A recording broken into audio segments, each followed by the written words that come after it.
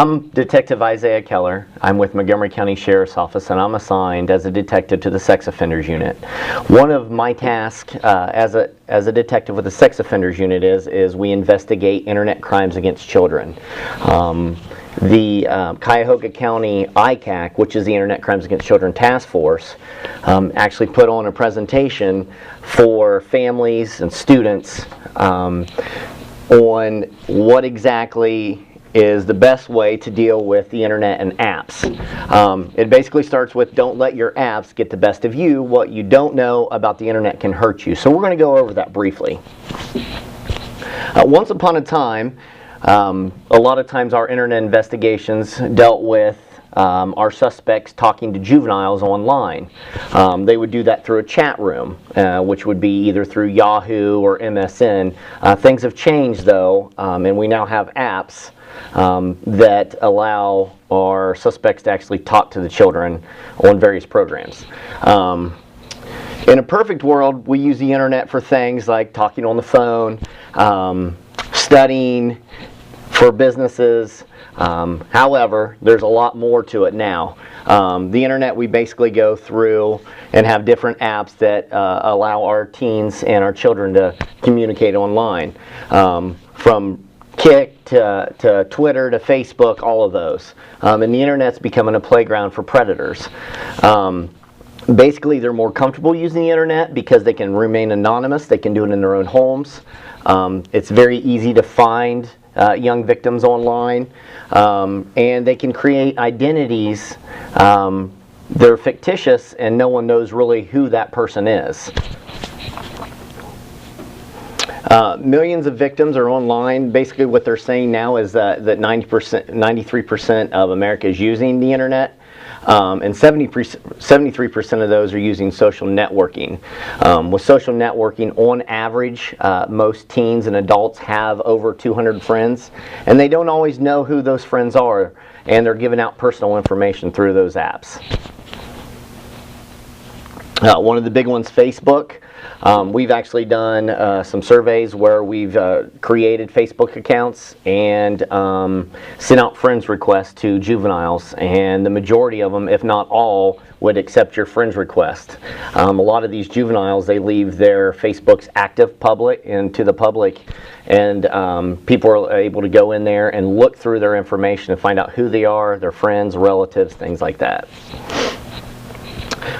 Fictitious identities. This is a case, Peter Chapman. He was a 33-year-old sex offender. He created a fictitious Facebook account and lured in a 17-year-old, Ashley Hall, to her death.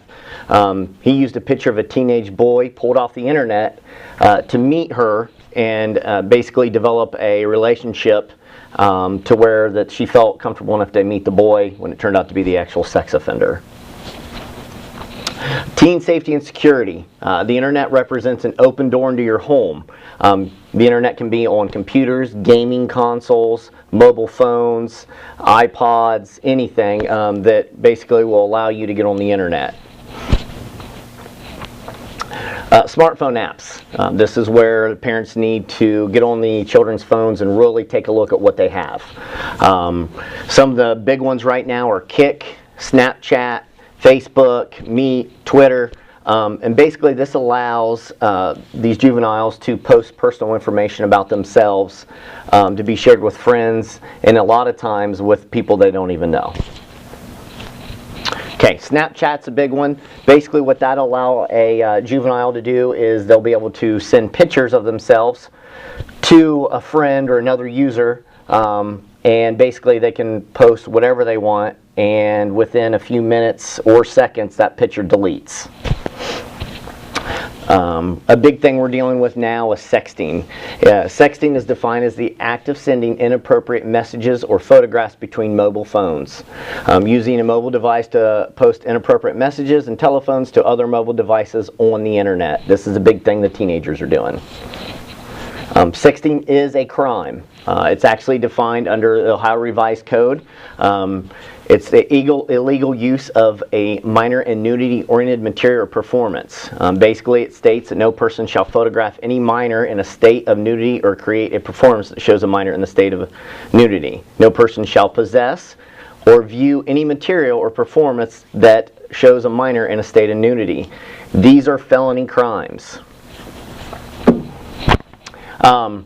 Obviously nowadays sexting and even bullying online is a big thing. You can see that all over the country, sheriff's departments, police departments, and even the federal agencies are investigating sexting between juveniles, boyfriend and girlfriends, and they've even related to bullying now, where they're bullying online. One of the cases here is the Steubenville outcome. This trial exposed the behavior of teenagers who wasted no time spreading photos and text messages with what many in the community felt was very callous or cruel. And the verdict came after 4 days of testimony that was notable for all Ohio investigators analyzed hundreds of text messages and photos from a dozen cell phones, basically during the investigation, to find out exactly what these teenagers were saying and doing to our victim. Cyberbullying, that's another thing that we deal with. A lot of that is done either through a cell phone, through email, through social apps.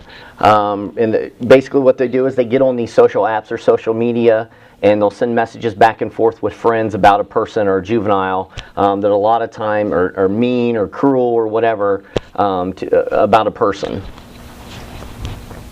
Some of the stats of cyberbullying: about 58% of kids admit to someone has said something mean or hurtful to them online. 53% of the kids admit having said something mean or hurtful about another person, and 42% of these kids have even been bullied while online. 81% of the teens believe that cyberbullying is funny. They don't think it's a big deal. They're encouraged by friends, and that they'll continue this behavior. Some of the applications that they'll use: Ask.fm. It's basically anonymous. It's where teens can get online and ask questions about anything. The problem with this is a lot of times this site right here, they'll get a lot of people in there that'll ask questions that are sexual in nature, or they'll make comments that are sexual in nature that these young kids are reading. This is a 12-year-old Rebecca Sedgwick. She committed suicide after being bullied through Kick and Ask FM. Police arrested two 14-year-old girls in connection with the death after one of them commented about Rebecca's death online. Police are considering charges against the parents as well for this. So not only is this something the children are doing, that the parents also need to monitor because of the kids' behavior. Criminal tools. Basically anything computer related online is considered a criminal tool. We have laptops, desktops, phones, we have the iPods, little mobile devices, and even a webcam. Basically you can be charged with any of having any of those tools under the Ohio Revised Code for possessing criminal tools. It's a felony of the 5th degree, and if you're bullying someone or sexting with a cell phone, mobile device, you can actually be charged with possession of criminal tool as well. So don't assume everything you send or post is going to remain private. Once you send it, there's no way to retrieve that message. So once it's out there, it can go around the world, anywhere it wants on the internet. So remember, don't give in to the pressure from your friends at school, regardless of what they're saying or asking you. If you send something, it can be considered illegal, or you may have a picture of yourself all over the internet for the rest of your life. Okay. Another thing you need to keep in mind is that predators out there can track you down very easily.